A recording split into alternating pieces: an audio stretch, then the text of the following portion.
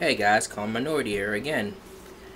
This is another fan fiction, The Batman by Zombie Hippie. Author's note, a new story after seeing The Dark Knight 4 times in theaters. That's right, 4 times. It's an awesome movie. I was inspired to make this. This is an advanced shipping story. However, this will be a trilogy. Fuck you. The next 2 installments will be Poke shipping. Well, here you go. Disclaimer, Pokemon belongs to Satoshi Tajiri and Nintendo. Batman belongs to Bob Kane, DC Comics, and Warner Brothers Pictures. Chapter 1. The Origin. 5-year-old Ash Ketchum climbed into his bed, cuddling his favorite stuffed Pikachu, Sparky, at his grandmother's house. Tell me a bedtime story, Grandma, Ash said excitedly. Oh, well, alright, Ash. I'm going to tell you the story about a bat, his grandmother Jane said. What's a bat? Ash asked. It's the creature that's not a Pokemon, but is closely related to Zubat, Golbat, and Crobat, and now Woobat and Swoobat. His grandmother said. I added the Swoobat and Woobat thing. Opening the book and showing him a picture of a bat. Cool! Ash exclaimed. Alright, Ash, once upon a time, his grandmother began. After the story, Ash woke up in a panic. He had a nightmare about the bat creature that his grandmother told him a story about. He quickly cuddled his favorite Pikachu a little bit closer and went back to sleep. He had developed a fear of this bat creature. 8 years later. 13. No, he's not. He's still 10. 13-year-old Ash Ketchum sat with May, his new friend in the Hoenn region. May looked at Ash and quickly blushed. She had feelings for Ash. She wanted to tell him. Little did she know, Ash felt the same way about all his female companions and his... Never mind. Ash, there's something I need to tell you. There's something I need to tell you too, May. Both blushed. Then they looked into each other's eyes. They were sitting on a well that was boarded up at Petalburg Gym. Suddenly, Ash and May began to lean in closer with each other, getting ready to kiss. When all of a sudden there was a snap and Ash fell into the bottom of the dried well. Ash! May called. Ash landed with a thud and heard a loud crack. A sharp pain shot through his leg. It's official. He had a broken leg. Mom! Dad! Max! Brock! May yelled, running to get help. Ash groaned and looked over. He saw a hole in the stone wall and heard a fluttering of wings. Ash froze. Fear flooded him. He knew it was the creature he had been afraid of ever since he was 5. All of a sudden, a whole bunch of bats flew at Ash. Men hadn't seen him. Ash covered his face, screaming in fear. Tears ran down his face. They were blood. He was scared. Ash heard the zipping sound and all the bats flew away. Ash looked to see Norman, May's father, who was peeling down into the well to help Ash. Fucking ant. Ash sat down. Maybe it's not an ant. Maybe it's just I'm breaking character right now. Ash laid down and May came to visit. She was relieved that Ash was alright. She had noticed that I hadn't turned the music on. Why the hell didn't I? Ash had been scared when she came down to the well. Ash, she said, why are you so scared? Well, May. I'm sorry, that's not Ash's voice at all. Well, May, Ash began. I was afraid of bats ever since I was a little boy. I never had a problem with Zubats, Golbats, or Crobats because they are Pokemon, but bats aren't Pokemon. They are entirely different creatures. I thought in Poke Earth, all animals were Pokemon.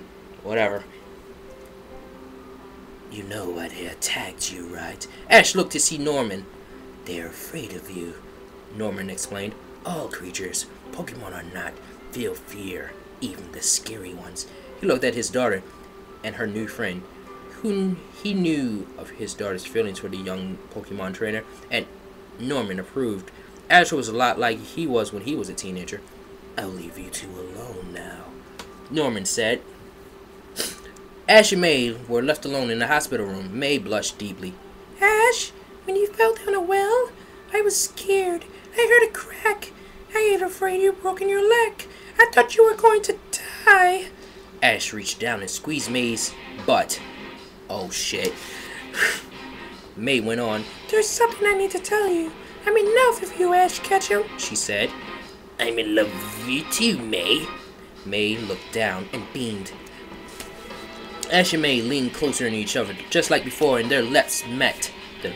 Lips met, and all the love they had for each other flowed through one another. 6 years later, 19-year-old Ash Ketchum had finally become a Pokemon master. Bullshit, he will never become one. He had just proposed to May, his girlfriend of 6 years, goddamn, and she accepted. They were officially engaged. He went to dinner to celebrate with his friends. Ash had inherited a bunch of money from his late grandmother, who we never meet, and combined with the money he had received from becoming a celebrity Pokemon master, he was now a billionaire. Again, never happened. He will never be a Pokemon master. He also discovered that his late father had built Ketchum Enterprises, a company that his mother had been hiding from him ever since he was a baby. Why? Delilah, Ash's mom, asked Ash to come outside the restaurant to talk to her in private. Ash complied, then followed her outside. Think of voice. Ash? His mother began. I have some advice for you. Ash leaned in closer and kissed his mother. There was incest in it. When Ash noticed a strange man come up to them. Can I help you? Yeah, the man said. He pulled out a gun. You both can start by giving me all your money and jewelry. Ash put up his hand slowly and reached in his pocket. He pulled out his wallet and gave it to the thief. Mrs. Ketchum gave up her old wedding ring and her pearls. The man smiled widely. Let me ask you something, old young man. Have you ever danced with the devil in the pale moonlight? He then turned to Ash's mother and shot her in the chest. His mother fell down. The man ran away chuckling. Mom! Ash yelled. He leaned down. Ash! Delilah said weakly before she died. Mom! Mom! Maybe I should have did that voice for him. Ash yelled again before breaking down crying like a... Never mind. At the Ververdian City police station, Ash was crying. May was sitting next to him, trying her best to comfort. You know what I think is going to happen? I think Ash is going to become the freaking Pokemon Batman. The doors to the office they were both sitting in opened up. Excuse me. Officer Jenny walked in. This Officer Jenny had a slightly swollen belly. She had been raped a month before she graduated the police academy. It was Brock's baby. What the? Oh, fuck. They're back again. I'm sorry. I'm sorry, Ash, she said. Your mother's murderer got away. Ash looked at her and just couldn't believe the evil in the world. The man who killed his mother, the man who raped Officer Jenny and got her pregnant because of it. He stopped crying on the outside, but continued to cry on the inside. He then decided there was something he had to do about it. God damn. Delilah Ketchum's funeral. Mrs. Ketchum's casket had been lowered into the ground. Ash dropped a single red rose onto her casket. He turned to May. I need to talk to you in private, he said. Ash took May to a secluded part of the cemetery. May, there's something I need to tell you. I'm sorry, but I'm ending our engagement. Take care of Pikachu for me, he said. Before May could say anything, Ash ran off, tears in his eyes. He ran to a nearby harbor where he saw a merchant ship. He called his butler, Alfred. Yup, he's becoming the freaking Pokemon Batman, and told him the situation. Alfred told him that he would take care of everything. He then stowed away on the ship where he set sail for the world to begin. Hong Kong, China! I have learned the criminal mind in order to learn how to fight them better, Ash thought. Ash was sitting in the passenger seat of the cargo, getting ready to pull a heist in a delivery truck. He got out the car with his partner. He walked up to the security guard and punched the lights out of him. All of a sudden, the doors burst open, and the Hong Kong police burst in, guns out, telling them to get down. Ash was handcuffed. The cops found out that he spoke mostly English and got out a Mandarin Chinese English dictionary in order to talk to him. Fool! Fool! The sergeant said. What the hell do I care what your name is? You're a criminal. I'm not a criminal. Ash yelled in perfect Mandarin. What? Tell that to the guy who owned these. Oh. The sergeant said, pointing to the truck's cargo. Thousands of cardboard boxes were piled up, with the name Ketchum Enterprises stepped on them. In a Chinese prison. Ash had a nightmare about that day many years ago when he fell down the well and encountered the bats. He woke with a start. Did you dream? Did you have a dream? An inmate said. Nightmare. Ash said. He sat up and looked around. He had grown a beard. He wasn't allowed to shave. Worse than this place? An inmate asked. Ash looked over at his neighboring cell. There was a huge muscle-bound inmate who always wanted to fight Ash. Ash and his fellow inmate were ushered out to breakfast by the guard with an assault rifle. He walked down and went to the table beside cooking for serving breakfast. He saw the huge inmate again. They're going to fight you, his inmate said. Again? Ash asked. Until they kill you, the inmate replied. Ash held down his bowl where the cook dumped a bunch of disgusting gruel into it. Can they kill me before breakfast?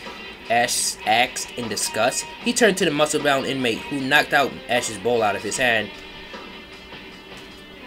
You're in hell, little... Oh, I'm sorry. Muscle-bound inmate. Let me think of the stupidest words I can think of. You're in hell, little man, the inmate said. He punched Ash in the face and then grabbed his hair and held him down, so Ash was facing him. And I'm the devil, ha ha! The inmate said before punching Ash again. Ash quickly recovered from his little beating and stared at the inmate, a look of annoyance on his face. You're not the devil, Ash said. The inmate spat on the ground. Your practice. The inmate threw a punch that Ash dodged, and Ash retaliated with a quick jab that threw the inmate into the table, knocking him out. All the inmate's friends jumped on Ash and had sex with him. Ash used his legs to spring off the table and made himself and his attackers fall back through a wooden fence and slid down into a huge mud pit. Ash didn't beat off, oh my god, six attackers, one by one, seriously hurting them. He gave them really bad burn on their wangs. Warning shots from the soldiers' AK-47s rang out. They grabbed Ash and dragged them off. Salutary! I'm sorry. Salutary! The soldier yelled. Way! For the protection, the soldier yelled. I don't need protection. I beat off all those guys. Protection from them. The soldier pointed at the inmates Ash had beat up. In the solitary confinement cell.